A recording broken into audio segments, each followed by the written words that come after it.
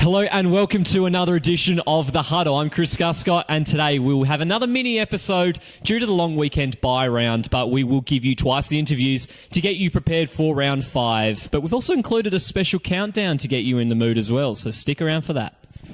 Sounds a bit strange, but we will start with the Huddle Spotlight. In our first interview, we travelled down to Port Noarlunga to catch up with the Oilers ahead of their clash with the Eagles this weekend.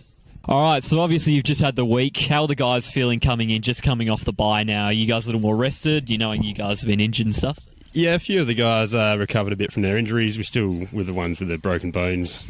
Obviously, they're not going to be playing too well, but hopefully, we come out firing this week and give them hell. Yeah, absolutely. Now, in terms of the Eagles now, you have struggled against them last year or so, but you have changed up the way that you're coming in on defence and the way that you've kind of been playing around a bit.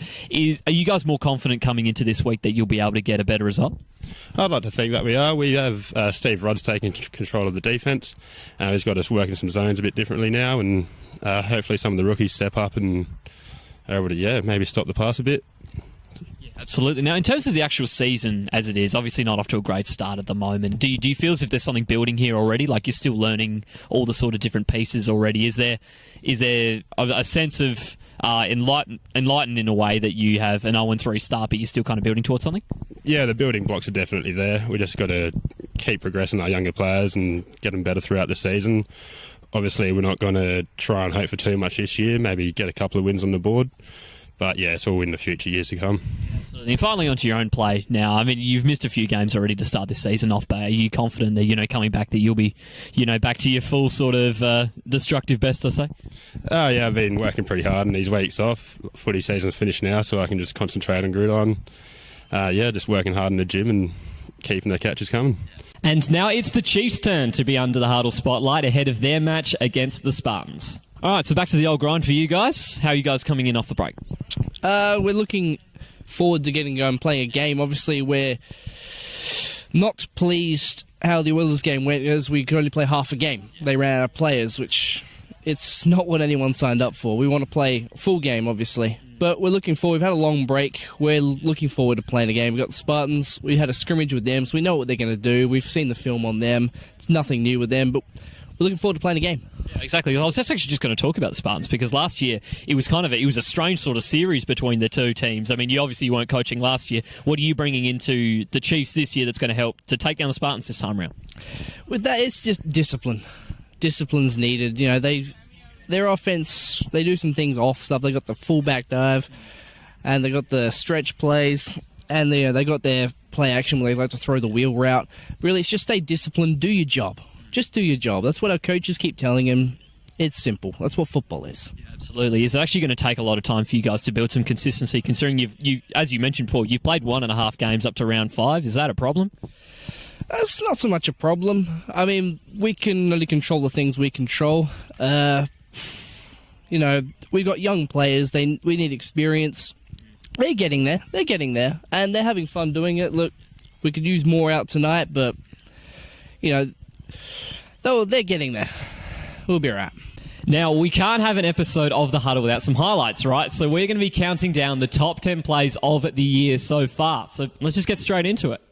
So here we go. We start at number 10, obviously, in round 1. Lewis White, and he's simply going to use one pass to get all the way downfield on this one. Thomas Green is open, and he will convert on the big play. Wonderful play indeed. More from this game coming up later on, but that's a good way to start off the countdown. Number 9. And here's another long TD pass which made the list. Wes McGuinness is under pressure. Throws to Proctor. Terrific catch over his head. It'll end up in a touchdown. Unfortunately, they could not get the win to back it up in this one. Still a heck of an impressive play there. Coming in now, number 8. Trent Allen isn't really a name you would have heard of. On this play against the Eagles, he will make a beautiful catch to finish the pass. Somehow keeps his feet in bounds, even though the pass is well over his shoulder. That's a nice play. Back to that round 1 clash between the Chiefs and the Eagles. And this is a great example of last line defense. It looks as if the Chiefs are all but a certainty to score on this play. Before Van Pamelin that comes through, knocks it loose within 10 yards of the end zone, and the Eagles end up recovering it. Better still, this kept the game tied for the next big play coming up. Brilliant play from the safety. This one came from Whiten. And the Fumblerooski has made its return finally. Well, somewhat unintentionally, however. Whiten can't pick the ball up, but when he does, he gets outside the pocket, finds Green in the end zone. That won them the game too. Extraordinary stuff there. At number 5, round 3 action, and this just isn't fair at all. On the run play, Shields is literally going to toss Leary for a loss of yards. That's a grown man's tackle and a nice highlight to boot. Now we're getting serious. Number 4. And this was also a game-winning score. DeFrancesca, he makes a beautiful read here, and he will take this pass back to the house for 6. He has 3 interceptions in the first 2 weeks alone. That helped the Spartans win this one 13-6. Number 3. It's about time that this man showed up in the highlights. Tamani Seve comes in like a freight train on his pass and crunches Kane Rogers on the sideline. Certainly makes you think twice before sitting on the passes like that. Number 2. And this is going to be a rushing play. Well, now it's an end around. And eventually it is now going to be a touchdown pass. Tedmondson unloads on the wide receiver pass play, finds Proctor all alone for the big score.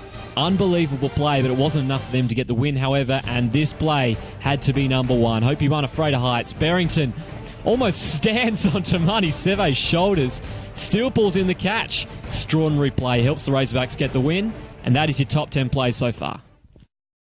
Thank you very much for joining me on this week of The Huddle. Our full-length program will recommence next week once the games get back underway. But to bide your time while you wait, head to Ozsports Online to read all the predictions and all the power charts to keep you up to date. Until next time, catch you around.